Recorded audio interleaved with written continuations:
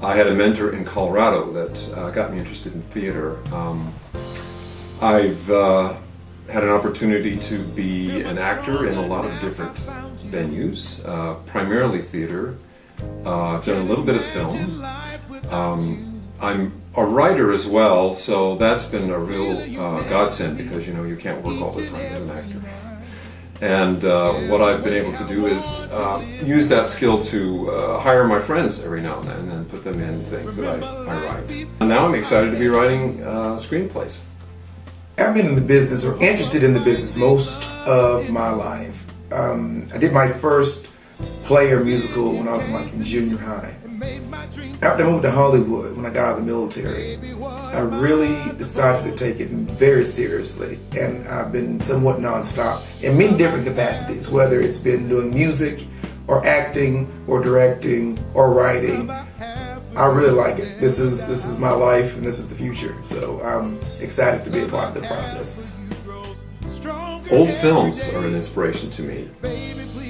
Westerns, the Westerner in particular, Walter Brennan and Gary Cooper, the story of Judge Roy Bean and his love for Lily Langtry. Also, a Kirk Douglas film, Lonely Are the Brave, not well known. He's a cowboy who's trying to adjust to the modern world. Just a couple that I like. My inspiration comes from the pre-code era. Film, black and white, Marie Dressler, when film was still somewhat raw and experimental, yet told a story in a way that is very closely the way we live life today. That inspires me a great deal. In the 1970s, when the independent film started becoming mainstream, a lot of the independent directors started becoming mainstream and became somewhat of a form that we kind of utilize today.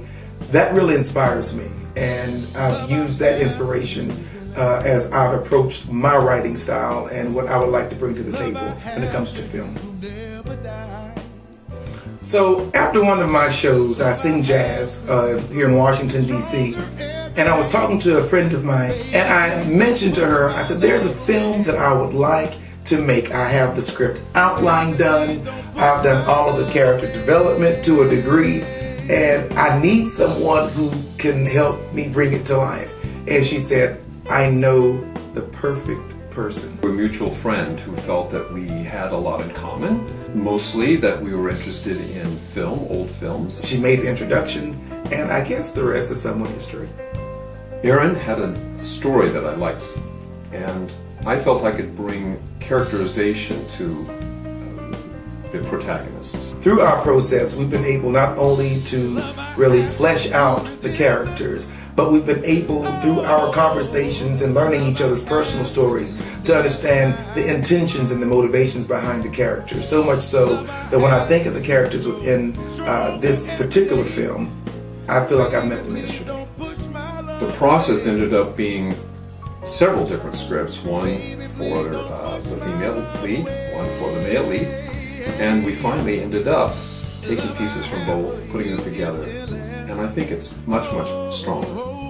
The motivations we found for both of these characters are very strong, and I certainly hope the audience finds them as interesting as I do. And one would hope that through the story that we've created here, you would see that life never has a definite ending until it is the definite ending. Right. A lot of people expect that their lives have taken a permanent change, a turn that is permanent. And in this instance, we see two characters who are